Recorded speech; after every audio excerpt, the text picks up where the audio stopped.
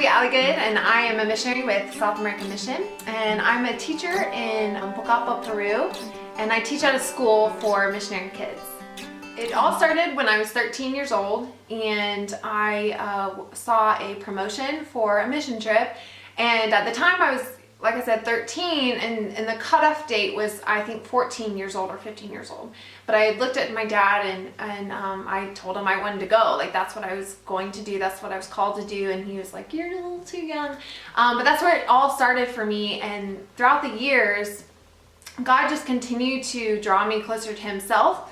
And through that was drawing me closer to the mission field. I didn't really know, but I knew that's something that could possibly be my future, in his plan for my life. And so I went on several different mission trips, and in college I studied to be a teacher, and I also, with my degree in education, I had a special education degree, and ended up minoring in Spanish as well. So all of these things kind of came together. And I didn't know exactly what they were going to come together to, as far as my future goes.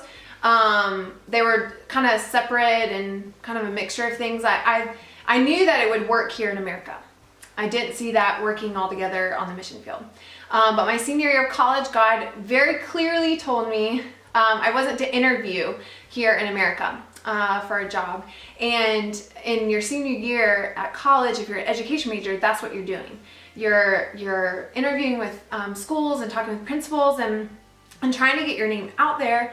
And that was something I knew God was not calling me to do. And so I took a step back in my plans, and probably the worldly plans of what you're supposed to do.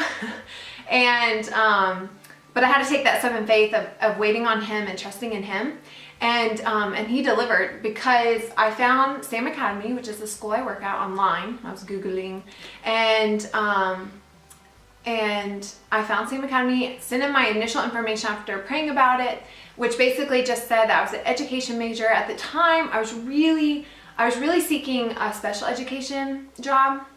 I loved working with kids with special ed, and then I also put that I had a minor in Spanish, which would help, on the mission field.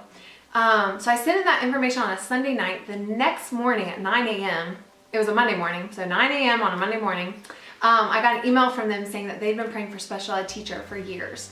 And at that moment, I knew that's exactly what God was calling me to do. I fell on my knees, I was praying and praising him, just because he alone put all those details together in order to use me on the mission field. And so that was in November. I graduated in May, and then I was down there teaching in August.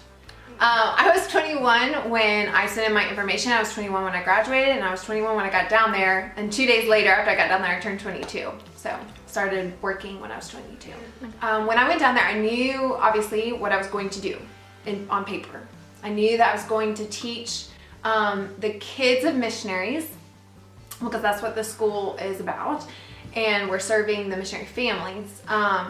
But I didn't see the necessity and the importance of what God was calling me to do there. And I didn't really see what my role was going to be at the school. Besides being teacher, I knew I was going to teach, like, that's obvious. But over the years, as I got down there and I got to know these kids and their struggles and what they go through, they have a very different life than many other kids, because even though their families were called to the mission field, most of it was their parents were called to the mission field, but God also called those kids to the mission field.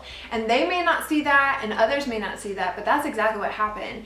And so for me, when I got down there, learning about these kids and learning how they have to say goodbye and hello a lot. Year after year, they have to say goodbye to their friends and their families.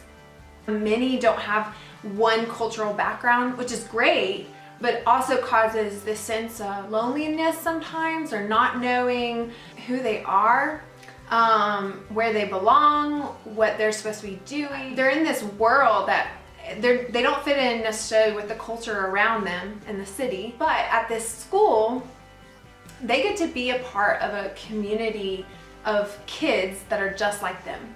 that can encourage them and lift each other up and build each other up in a way that many others can't, because they don't understand exactly what their life is like. So now when I come back to the States, and now that working with those kids and seeing what they go through and how God uses them on the mission field, I can come back here and tell people that as God calls those missionary families, a lot of times we see the parents in their ministries, but we don't think about the kids and what their life is going to be like. How can we pray for them? How can we encourage them? And also, how can God use them on the field just as He's using their parents? And so as far as life goes there, I learned a lot about the life of a missionary kid, and how God encourages them, what encourages them, and how God can use them to reach people for Christ, just as their parents are doing.